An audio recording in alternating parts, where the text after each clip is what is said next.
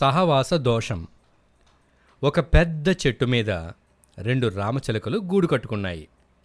అవి వాటి పిల్లలతో ఆనందంగా నివసిస్తుంటాయి. ప్రతిరోజు ఉదయం తల్లి చిలుక, తండ్రి చిలుక పిల్లలకు ఆహారం తీసుకురావడానికి బయటకు వెళ్ళేవి. సాయంత్రానికల్లా తిరిగి ఇంటికి చేరుకునేవి. ఒకరోజు 2 చిలుక పిల్లలు ఒంటరిగా ఉన్నప్పుడు ఒక వేటగాడు ఆ 2 రామచిలుకలను తీసుకుపోతాడు. ఒక చిలుక ఎలాగోలా వేటగాడి నుండి తప్పించుకుని పారిపోతుంది. అది ఒక బ్రాహ్మణుడింటికి చేరుతుంది. అక్కడ బ్రాహ్మణుడు చెప్పే మంచి మాటలు వింటూ పెరిగింది. వేటగాడు తీసుకొచ్చిన చిలుకను పంజరంలోనే ఉంచాడు. ఆ చిలుక పంజరంలోనే ఉంటూ వేటగాడి మాటలు వింటూ పెరిగింది. ఆ మాటలనే ఆ చిలుక నేర్చుకుంది. వేటగాడి కుటుంబానికి అసలు మంచి మాటలే తెలియవు. ఒకరోజు అటుగా వెళ్తున్న ఓ వ్యక్తి వేటగాడి ఇంటి దగ్గర విశ్రాంతి తీసుకుంటాడు. అప్పుడు పంజరంలో ఉన్న చిలుక అతన్ని చూసి, వెదవా, ఇక్కడికెందుకొచ్చావు? వెంటనే ఇక్కడి నుంచి పో, లేకపోతే నీ పీక కోస్తా అంటుంది. వెంటనే భయపడి ఆ వ్యక్తి అక్కడి నుండి పారిపోతాడు. అలా అక్కడి నుండి పారిపోయిన ఆ వ్యక్తి బ్రాహ్మణుడింటికి చేరతాడు. అక్కడున్న చిలుక ఆ వ్యక్తిని చూసి, రండి రండి, లోపలికి రండి, కాస్త ఏమైనా తింటారా, ఏమైనా తాగుతారా అని అడుగుతుంది. అది చూసి ఆ వ్యక్తి ఆశ్చర్యపోతాడు. అప్పుడు ఆ వ్యక్తి చిలుకతో అంటాడు, నేనిప్పుడే నీలాంటి చిలకను చూశాను. అది ఎంతో భయంకరంగా నాపై అరిచింది. కానీ నువ్వు ఎంతో మర్యాదతో వ్యవహరిస్తున్నావు అంటాడు. అవునా, అయితే మీరు చూసింది నా తమ్ముణ్ణి. అది ఒక వేటగాడి దగ్గర పెరుగుతుంది. నేను బ్రాహ్మణుడి దగ్గర పెరుగుతున్నాను. అది వాళ్ళ మాటలు నేర్చుకుంటుంటే నేను బ్రాహ్మణుడి మాటలు నేర్చుకుంటున్నానని చెబుతుంది.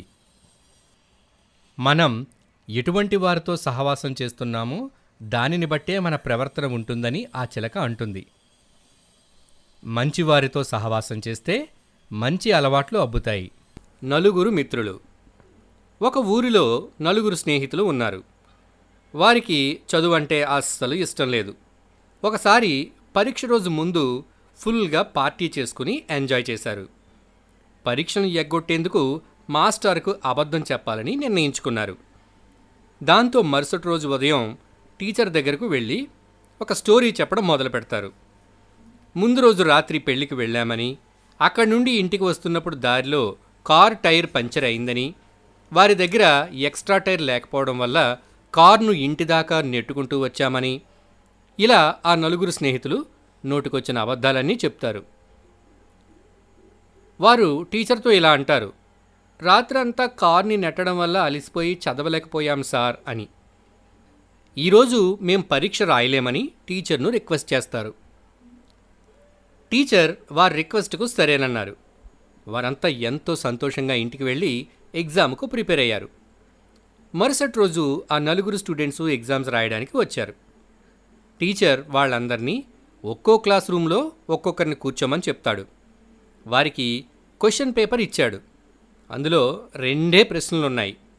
మొదటి ప్రశ్న, నీ పేరు ఏమిటి? ఇక రెండవది, కారులో ఏ టైర్ పంచర్ అయింది? ఇక ఆ 4 విద్యార్థులు అబద్ధం చెప్పారు కాబట్టి ఒక్కొక్కరు ఒక్కొక్క సమాధానం ఇచ్చారు. దాంతో టీచర్కు వాళ్ళు అబద్ధం చెప్పారని తెలిసిపోయింది. పిల్లలు, ఈ కథ ద్వారా మనం ఏం అర్థం చేసుకోవచ్చు? నిజం నిప్పు లాంటిది. ఎంత తెలివిగా అబద్ధాలు చెప్పినా ఏదో ఒక సందర్భంలో నిజం అనేది బయటపడుతుంది. గాడిద మరియు రైతు. అనగనగా ఒక రైతు తన భార్య మరియు తన కొడుకుతో నివసించేవాడు. ఒకరోజు ఆ రైతు మార్కెట్కు వెళుతూ తన కొడుకుతో పాటుగా గాడిదను కూడా తీసుకువెళ్తాడు. వాళ్ళలా నడుస్తుండగా అటువైపుగా వెళ్తున్న ఒక వ్యక్తి ఇది చూసి ఇలా అంటాడు, మీ దగ్గర గాడిద ఉండగా మీరు నడుచుకుని వెళ్తారేంటి అంటాడు. దాంతో రైతు గాడిద మీద తన కొడుకును కూర్చోబెట్టి నడిపించుకుంటూ వెళ్తాడు.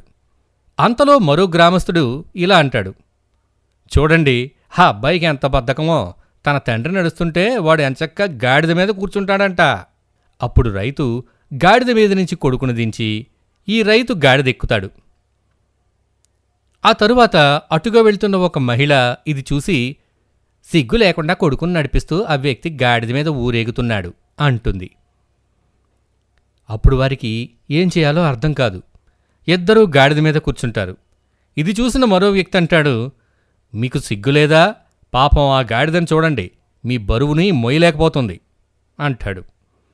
అప్పుడు ఇద్దరూ గాడిద మీద నుంచి దిగి ఏం చెయ్యాలా అని ఆలోచిస్తారు. అప్పుడు రైతు ఒక కర్రను తీసుకొచ్చి గాడిద కాళ్లకు దానిని కట్టి గాడిదని ఇద్దరూ మోసుకుంటూ మార్కెట్టుకు పోతారు. ఇంతలో గాడిద కాలికి కట్టిన తాడు ఊడడంతో గాడిద రైతు కొడుకుని తన్నుతుంది. వెంటనే ఆ అబ్బాయి ఆ కర్రను వదిలేస్తాడు. దాంతో గాడిద బ్రిడ్జ్ మీద నుండి నీటిలో పడిపోతుంది. అప్పుడు రైతు, అతని కొడుకు గాడిదని పోగొట్టుకున్నందుకు ఎంతో బాధపడతారు. అప్పుడు వీరిద్దరినీ మొదట్నుంచి గమనిస్తున్న ఒక వ్యక్తి అటుగా వచ్చి ఇలా చెప్తాడు, నిర్ణయాలు మన సొంత బుర్రతో ఆలోచించి తీసుకోవాలి. 3 పంది పిల్లల కథ. అనగనగా పింకు, రింకు, టింకు అనే 3 పంది పిల్లలు ఉండేవి. పింకు చాలా బద్ధకస్తుడు. అతను గడ్డితో చిన్న ఇల్లును నిర్మించుకున్నాడు. రింకు కొంచెం తక్కువ బద్ధకస్తుడు. అతను చెక్కలతో ఇల్లు నిర్మించుకున్నాడు. టింకు బద్ధకస్తుడు కాదు. అతను ఇటికలతో గట్టి ఇల్లును కట్టుకున్నాడు. అందరూ ఎంతో సంతోషంగా ఉండేవారు. ఒకసారి ఆ గ్రామానికి ఒక తోడేలొచ్చింది. ఆ తోడేలుకు పందులను తినడం అంటే చాలా ఇష్టం. తోడేలు పింకు ఇంటికి వచ్చింది. పందిపిల్ల, పందిపిల్ల, నేను లోపలికి రావచ్చా అని అడుగుతుంది. లేదు లేదు, నా ఇంట్లో గాలి లేదు అని చెప్తుంది. అవునా, అయితే ఆగు, నేను నీ ఇంటిని ఊదిపారేస్తాను అంటుంది. వెంటనే గాలి ఊది ఇంటిని కింద పడేస్తుంది. వెంటనే పింకు తన ఆశ్రయం కోసం రింకు చెక్క ఇంటికి పరిగెత్తుతాడు. తోడేలు పింకు వెనకాలే వెళ్తుంది. రింకు ఇంటికి వచ్చిన తోడేలు, పందిపిల్ల, పందిపిల్ల, నేను నీ ఇంట్లోకి రావచ్చా అని అడుగుతుంది. లేదు లేదు, నా ఇంట్లో గాలి రావడం లేదని చెప్తుంది.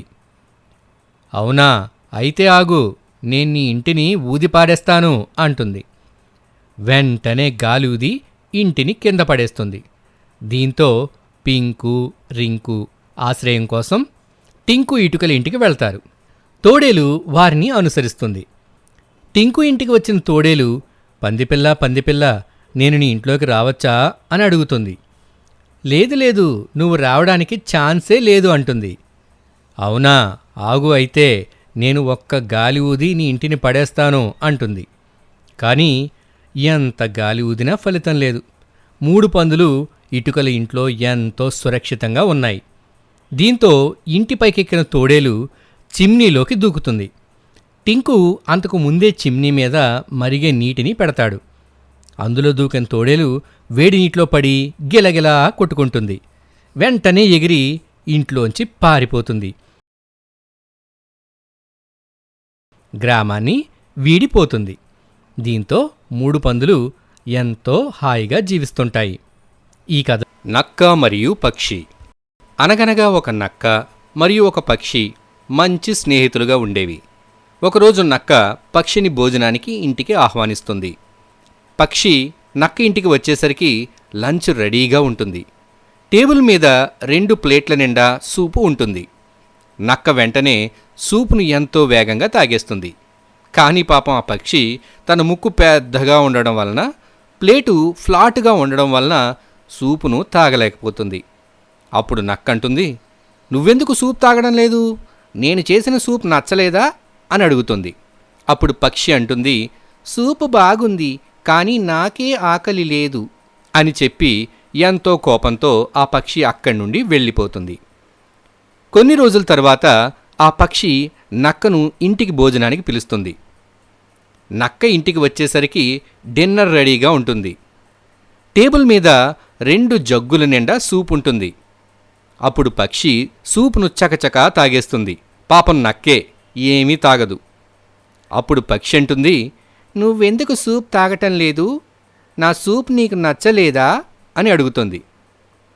అప్పుడు నక్క కోపంతో అంటుంది, నేను ఈ పొడివాటి జగ్గులో నా మూతిని పెట్టి సూపును ఎలా తాగాలనుకుంటున్నావు అంటుంది.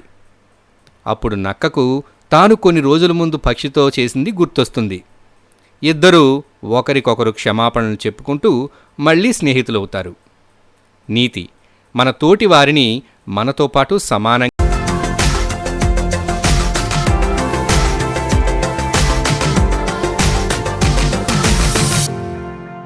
ఒక తండ్రి ఒక కూతురు. ఒకరోజు ఒక పాప వాళ్ళ నాన్న పార్కులో ఆడుకుంటుంటారు. అప్పుడు ఆ అమ్మాయి అటుగా యాపిల్స్ అమ్మేవాడు వెళ్ళడం చూస్తుంది. వెంటనే వాళ్ళ నాన్నని యాపిల్స్ అన్నీ కొనిమ్మని అడుగుతుంది. యాపిల్స్ అంటే తనకు చాలా ఇష్టమని చెప్తుంది. అయితే వాళ్ళ నాన్న దగ్గర అవన్నీ కొనేటంత డబ్బు లేదు. తన దగ్గర ఉన్న డబ్బులతో తన కూతురికి 2 యాపిల్స్ని కొనిస్తాడు. ఆ అమ్మాయి ఆ 2 యాపిల్స్ను ఆత్రంగా తీసేసుకుంటుంది. అప్పుడు వాళ్ళ నాన్న, నాకొకటి ఇస్తావా అని అడుగుతాడు. వెంటనే ఆ అమ్మాయి ఒక యాపిల్ని కొరికేస్తుంది. తన తండ్రి మాట్లాడేలోపే 2వ యాపిల్ని కూడా తినేస్తుంది. అప్పుడు తన కూతురి అత్యాశ చూసిన ఆ తండ్రి ఎంతో ఆశ్చర్యపోతాడు. తన కూతురిని సరిగ్గా పెంచలేదేమోనని బాధపడతాడు. కాసేపటికి తాను అతిగా ఆలోచిస్తున్నానేమో అని అనుకుంటాడు.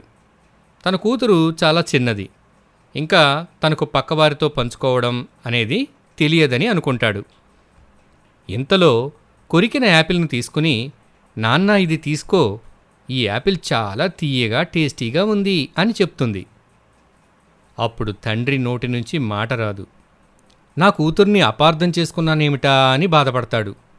తన కూతురు తన కోసమే ఆ యాపిల్ని రుచి చూసిందని తెలియగానే ఎంతో సంతోషిస్తాడు. ఏ విషయంలోనైనా చివరి వరకు తెలుసుకోకుండా ఒక నిర్ణయానికి రాకూడదు.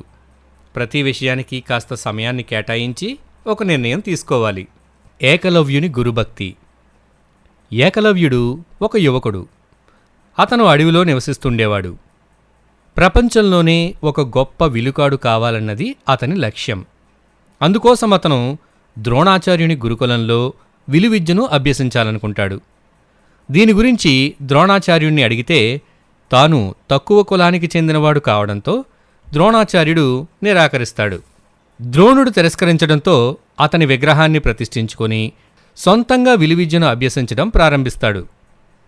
కొద్ది రోజుల్లోనే విలువిద్యలో నైపుణ్యాన్ని సాధిస్తాడు ఏకలవ్యుడు. అర్జునుడితో సమానంగా విలువిద్యలో నైపుణ్యాన్ని సాధించాడన్న విషయాన్ని తెలుసుకున్న ద్రోణాచార్యుడు భయపడతాడు. ఒకరోజు ఏకలవ్యుణ్ణి పిలిచి తన కుడి చెయ్యి బొటనవేలును గురుదక్షిణగా ఇవ్వమని ద్రోణుడు అడుగుతాడు. ఏకలవ్యుడు ఏమాత్రం ఆలోచించకుండా తన బొటనవేలును కోసి ఇస్తాడు. దీంతో ఏకలవ్యుడు తన లక్ష్యాన్ని చేరలేకపోతాడు. ఏకలవ్యుడు తన లక్ష్యాన్ని చేరలేకపోయినా ఏకలవ్యుడి యొక్క గురుభక్తి ఏకలవ్యుణ్ణి ఒక గొప్ప శిష్యుడిగా చరిత్రలో నిలిచిపోయేలా చేసింది. ఫ్రెండ్స్, ఈ స్టోరీ మీకు నచ్చిందా? అయితే లైక్ చేయండి, ఇంకా మా ఛానల్ను సబ్స్క్రైబ్ చేసుకోండి. అలాగే ఈ వీడియోని మీ ఫ్రెండ్స్కి షేర్ చేయడం మర్చిపోకండి. ఓకే, బాయ్, మళ్ళీ కలుద్దాం.